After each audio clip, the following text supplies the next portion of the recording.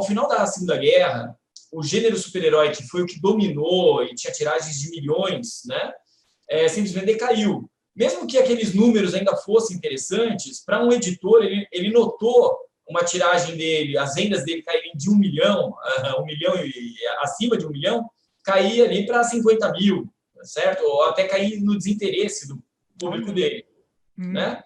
E aí as editoras buscaram inovar, novos gêneros. Então, faroeste, algumas coisas até que eram experimentadas nas tiras de quadrinhos, né, como humor e tal, mas faroeste, romance, né, um grande nome aí da indústria, o Jack Kirby, produziu romance com muito sucesso, né?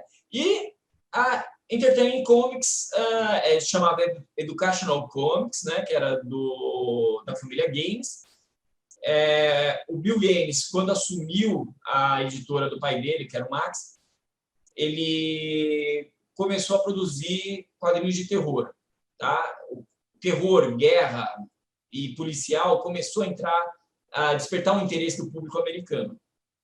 Acontece eu tenho um altar para o Bill Gaines aqui na minha casa, que é o Bill Gaines para mim. Então, o Bill Gaines, ele fez assim, uma sacada de mestre. O que ele era? Ele era muito preocupado com o negócio, né?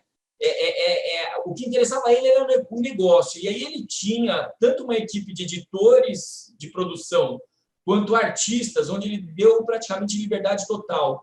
E uma coisa que também era nova naquela época, não era uma coisa tão assim difundida, que era dar crédito para os autores. Com isso, ele conseguiu formar uma equipe que produziu o melhor, gostava de produzir daquela forma, gostava de trabalhar na editora, e a qualidade daquelas histórias em quadrinhos e aquela equipe maravilhosa, eu vou destacar, assim, eu não gosto de fazer listas porque eu vou esquecer sempre alguém, mas eu gosto muito do Jack Davis. Tá? O Jack Davis, para mim, é um dos maiores cartunistas que os Estados Unidos já teve. Ele morreu até recentemente. Um grande artista, e ele fazia parte, ele saiu da EC e tal. Aquilo lá formou uma indústria mesmo de produção de quadrinhos, de história em quadrinhos, e principalmente de terror, né? Tinha outros gêneros. Vamos falar aí de escritor e editor, que era o Harvey Kurtzman, Alt Feldstein, né? E a EC fez muito sucesso. Eu gosto muito do Graham Ingalls. Graham Ingalls, tinha o apelido Ghastly, né? Que Ghastly, desenhava histórias da bruxa. Ele desenhava bêbado, né? E o desenho era tudo meio torto. É incrível. Um baita no desenhista.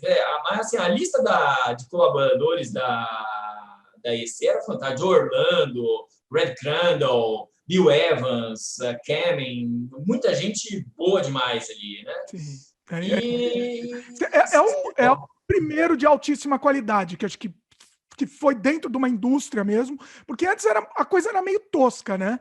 Era aleatória, vamos dizer assim, era aleatória, né? Era aleatória. E assim, embora a gente tenha assim uma evocação do período clássico como artistas excelentes, a predominância nem era de artistas excelentes, eram artistas até fracos nas revistas em quadrinhos.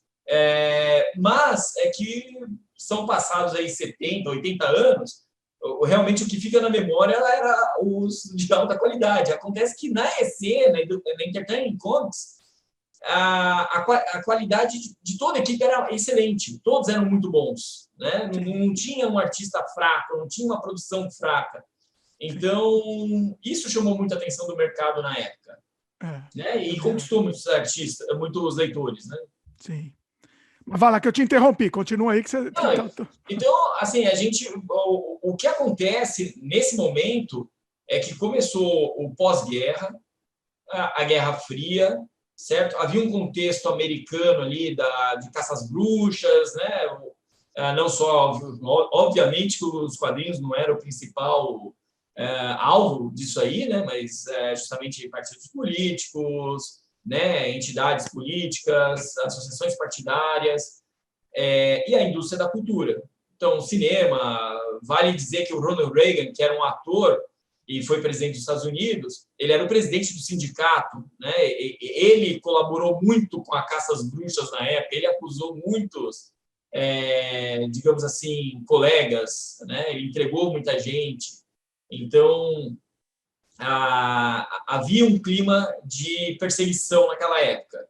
Dizia inclusive, que os quadrinhos eram responsáveis pela delinquência juvenil, né? Falavam isso. Exato. Foi publicado um livro de um psiquiatra alemão já naturalizado, radicado nos Estados Unidos, que é o Frederick Wertham. Ele escreveu o livro A Sedução do Inocente, né? Seduction of Innocence, onde ele acusava os quadrinhos de serem promotores da delinquência juvenil, de desvio de orientação sexual, tá? Muitas coisas que, até o que era considerado crime na época, né? Mau rendimento escolar, várias coisas assim. E ele pegou, muito pontualmente, depoimentos de jovens delinquentes que realmente assumiam que liam quadrinhos. Quer dizer, criou-se um clima. Quer dizer que todo mundo lia quadrinhos na época, né? Então, assim... Pelo menos a juventude, totalmente, né? Ainda havia... Os quadrinhos na forma de jornal, né, de tiras de jornal, não. Nunca houve preconceito, sempre houve uma valorização dessa mídia. Agora, as histórias, as revistas em quadrinhos sempre foi uma perseguição, desde as acusações mais assim de conteúdo impróprio, conteúdo desclassificado, até realmente aí, é o que incita o jovem ao crime, ao demonismo sei lá. Pois é. É assim, né? Você perguntou pro delinquente, você toma água? Toma. Então a água faz... A água é perigosa. Toma pinga aí, porque a água... Então, é científico. Ó. Você vê que eles são científicos, né? Falar uma coisa. Então foi isso, né? Aí teve, óbvio que o grande nome da perseguição ao comunismo foi a dissidência política, né? Vamos falar assim, foi o senador Joseph McCarthy, né? E quem conduziu aí já no ramo dos quadrinhos foi o senador Kefauver, né? Tinha ali também um comitê de investigação. E nisso as editoras meio que entregaram o Bill Gaines para ali, ó, vai, se joga ali, entendeu? Pegaram ele para bode expiatório, né? Não só bode expiatório, mas ele era o principal concorrente, ele era quem dominava o mercado. É a mesma coisa que hoje você ter assim, algumas editoras pequenas no Brasil e começarem a acusar a Turma da Mônica e o Maurício de Souza de serem um perigo para a sociedade. Né? Todo mundo ali fala assim, desculpa, mas quadrinho de personagem dentuço não pode mais. Personagem que fala errado não pode mais. Né? Então... personagem que não toma banho, acabou. Seria um paralelo, seria um perfeito paralelo essa questão. Mas esses grandes, mas os outros também eram grandes, não eram? Ou a EC Comics era a maior de todas? Não, a EC Comics, naquele momento, ela dominava as vendas. Tá? Mas, assim, as outras editoras eram gigantes, como a Harvey Comics, principalmente, e a National Periodical, que hoje é a DC Comics. Né? Essa aí seriam... A Marvel ainda estava numa fase embrionária, tinha lá seu produto, tal, tinha suas vendas, mas não era a editora que ela é hoje. Né? Era um embrião ainda da editora, do império que eles se tornaram. Mas, digamos assim, a Harvey Comics e a DC seriam as principais, e eu não estou certo se a Art Comics também já estava nessa fase, aí, já estava ativa nesse período aí, tá? Aí eles criaram o tal do... Para destruir a EC, eles criaram o tal do código... Como é que era? Código de ética. Comic Code Authority, né? O código de ética dos quadrinhos aí, que realmente foi famigerado. Para quem se interessar, é possível pedir a cópia pela internet, eles mandam por correio para você o código, né? Ele já está em desuso, mas, inclusive, ele cita ali, sabe, algumas coisas absurdas, né? Pontuais, realmente muito focadas, muito no alvo ali, miradas, né? E principalmente para os quadrinhos DC, o que era? Ele citava títulos, então, por exemplo, não poderia ter terror, horror, não poderia ter imagem de vampiro, não poderia ter sangue na capa. Vamos dizer assim, hoje a nossa juventude é muito mais protegida do que era há 30 anos, 40 anos atrás, né? Sim. Mas esses quadrinhos, eles eram, de certa forma, hoje mesmo seriam julgados inapropriados para a infância. Tá? Então, sim, tinha lá a cabeça sendo cortada na hora, tinha violência, que, digamos assim, é um critério do consumidor ter isso ou não dentro da sua casa, né? Mas óbvio que o governo queria também interferir no hábito de consumo. Isso aí.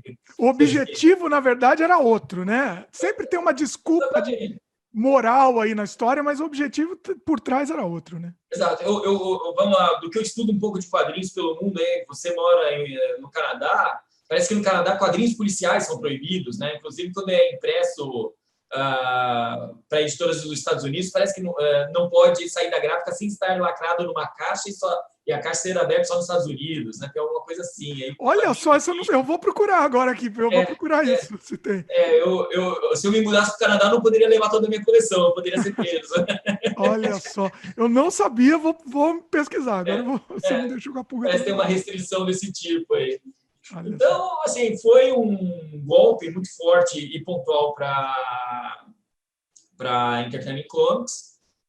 Houve um problema que gerou um certo medo nas outras editoras também de arriscar uma proposta ousada para a época, como a Entertainment Comics fez. E o próprio Neil Gaiman não era uma pessoa convencida de que ele estava fazendo algo positivo. Tá? Ele também tinha um incômodo próprio dele, de princípios dele. Ele teve uma atuação muito errática Ele até abriu mão de advogados na defesa dele. Olha, ele mesmo foi, né? Ele mesmo foi sozinho, sabe? E tinha perguntas assim: tá bom, qual que é o limite da sua moral para publicar os seus quadrinhos, para permitir esses quadrinhos? Ele fala: eu faço isso por dinheiro. Então, quer dizer, se eu te pagar mais, você permite mais coisas, sabe? Coisas assim. Olha, ele foi sincero demais, né?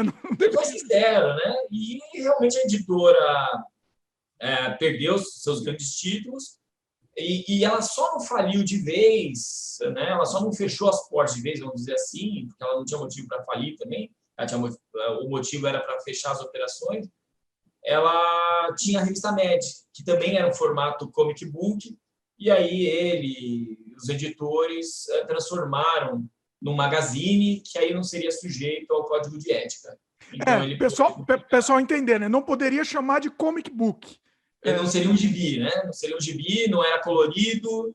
Então, assim, sendo uma revista, magazine, né, num formato de imprensa, sem ser colorida, já descaracterizava aquilo que era direcionado para crianças. E, às vezes, ele poderia ter fugido do código de ética se, de repente, tivesse um maior número de páginas, ou se a revista, mesmo no formato comic book, com aqueles quadrinhos, não fosse colorida, né? Mas, como eu comentei, ele mesmo não estava convencido de que ele deveria defender com garra ali o negócio dele, né? Isso é interessante, isso eu não sabia, ó, essa informação é... E uma coisa também curiosa, né? Antes das revistas de terror, eu acho que você até comentou, mas tinha umas revistas, a editora era do pai do Bill Gaines, né? E isso. Tinha umas revistas, histórias da Bíblia, umas coisas assim. Exato. Enquanto era Educational Comics, né, é interessante dizer, né? O Max Gaines, a ele é acreditado o fato de ter inventado o gibi, né? Dizem que ele pegou um caderno de jornal com tiras, dobrou e bolou o gibi. Assim, é verdade ou não uma lenda? Vamos ficar com a lenda, que a lenda sempre é interessante. Né? E ele tinha essa editora, Educational Comics, que tinha contos da Bíblia, acho que o humor infantil também tinha, fábulas, né? Sim. Era isso aí o negócio dele, né? E realmente, quando o Bill Gaines assume, ele transforma aí, o negócio, né? Vamos falar o negócio num líder de mercado. Sim.